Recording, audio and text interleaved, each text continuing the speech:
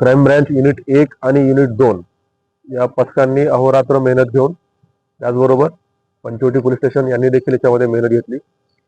सर्वांनी मिळून 500 पेक्षा जास्त कॅमेरे, सीसीटीव्ही कॅमेरे सतत ढुंडाळले आणि त्यावरून त्यांनी आरोपींचा माग काढत काढत शेवटी या गुन्ह्यामध्ये, ज्या आरोपींनी हा गुन्हा केला, अशा 6 पैकी 2 आरोपींना अटक करण्यात आलेली आहे.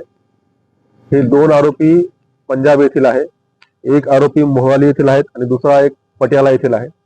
दोनही आरोपी जे ताब्यात घेतलेत, अटक केले, ते रेकॉर्डवरचे सराईत गुन्हेगार आहेत. त्यांनी वारंवार असे गुन्हे केलेले आहेत आणि विशेष म्हणजे कुठल्याही प्रकारचा सुगावा नसताना हा गुन्हा उघडकीस आणलेला आहे.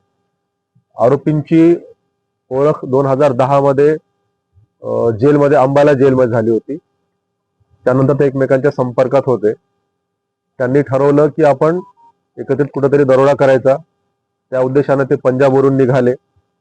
पंजाबवरून निघतानाच त्यांनी त्याच वेळेस त्यांचे मोबाईल बंद केले, पोलिसांना लक्षात येऊ नये म्हणून, आणि ते सुरुवातीला मुंबईला आले. मुंबईला येऊन त्यांनी परत नाशिक गाठलं. नाशिकला त्यांनी इथल्या ठिकाणांची रेकी केली. त्यांनी रेकी करून हे जे ज्वेलर्सचं दुकान आहे ते रोडवर असल्यामुळे इथून पळून जाणं सोपं आहे असं त्यांच्या लक्षात आलं आणि त्यांनी इथे दरोडा करायचं ठरवलं. त्यांनी नाशिकमध्ये इथे येऊन लॉजमध्ये थांबले. नंतर त्यांनी इथूनच 2 बाईक चोरी केल्या आणि त्या 2 बाईकवर ते त्या दुकानापर्यंत आले होते आणि दुकानामध्ये येऊन त्यांनी दरोड्याचा प्रयत्न केला. रिव्हॉल्वरचा धाक दाखवला. कारागिरांनी, वर्कर्सनी प्रतिकार केल्यामुळे त्यांना काही लुटता आलं नाही. त्यामुळे त्यांना आहे त्याच रिकाम्या हाताने त्यांना परत जावं लागलं.